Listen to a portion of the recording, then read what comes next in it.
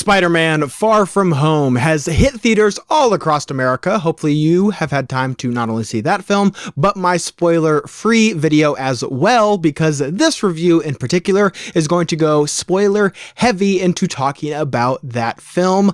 You've been warned. Also, this isn't going to be a complete recap of every single thing that happens in that film. I will just be discussing some things that I think are worth mentioning. Now, I don't typically do spoiler reviews on this channel, but because I was so gratefully able to see this movie as early as I was, I figured I might as well do one. Not only that, but this is a movie that is very difficult to discuss without delving into spoilers. And that's because a lot of this movie is surrounding its various twists, which if you saw my spoiler-free review, you would know that I was disappointed by some of the twists that this movie has to offer. Because going into this movie, with Mysterio being in this film, I kind of already assumed that Quentin Beck would be lying to Peter throughout the entire film. And for the most part, he did exactly what I expected him to do in this movie. Like I said, if you have a bare minimum understanding of this character and how he interacts with Spider-Man, I don't really understand how you could be too surprised by what this movie has to offer. I even tweeted months before this movie came out that I kind of assumed that Mysterio would be occupying a Syndrome-esque role in this movie, which he very much did. Like Syndrome in The Incredibles, he is a disgruntled person from our hero's past and uses their technological abilities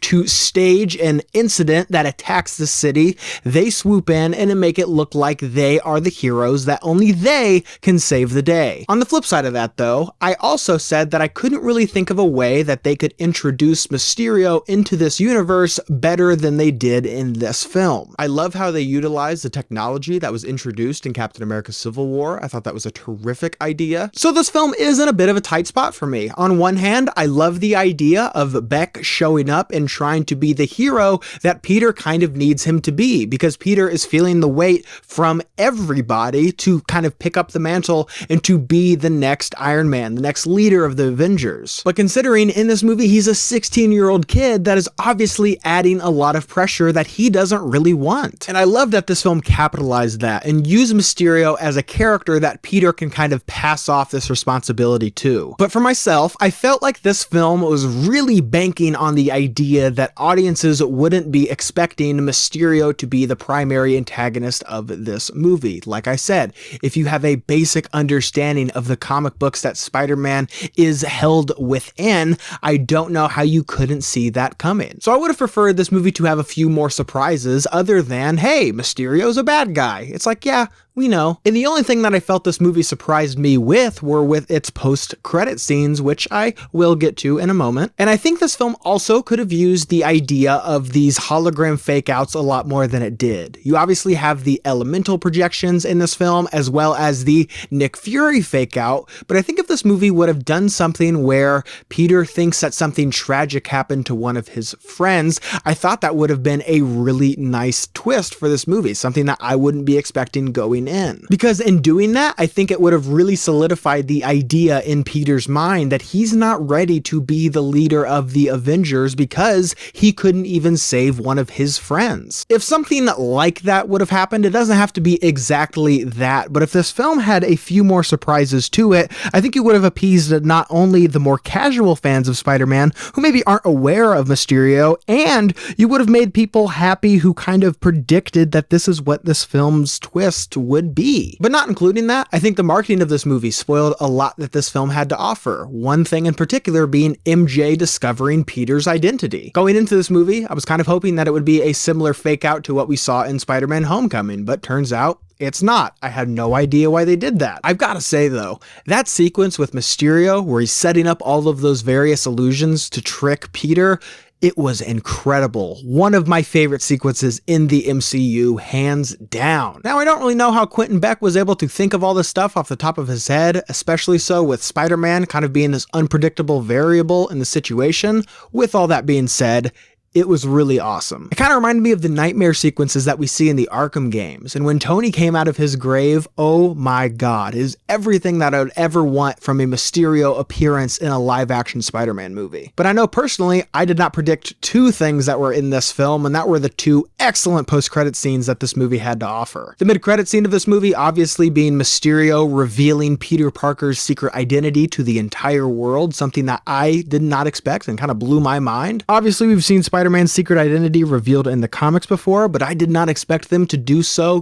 quickly in this universe. Personally, I think this is going to lead into the Sinister Six film. We've already got 4 out of the 6 antagonists introduced in this universe. Seeing how this film ends, I wouldn't be surprised if it kind of inspires the Sinister Six to kind of rally up and to take down Spider-Man. Granted, we've already seen that Adrian Toomes already knows the secret identity of Spider-Man, so I am curious to see how that plays in the equation. And obviously, the MCU wants to introduce Miles Morales in the future, and you better believe that Kevin Feige kind of perked up when he saw the critical and financial response that Into the Spider-Verse got. So who knows, maybe the Sinister Six will end up killing Peter Parker, and now Miles Morales will have to take up the mantle. And of course, in the same post-credit scene, you have J.K. freaking Simmons reprising his role as J. Jonah Jameson, something that made me so happy. As a person who grew up on the Raimi films, I was so pleased. I was tickled pink to see this man make a return as this character. And I was so happy to see Marvel kind of just be like, screw it, we'll throw him in the movie, because obviously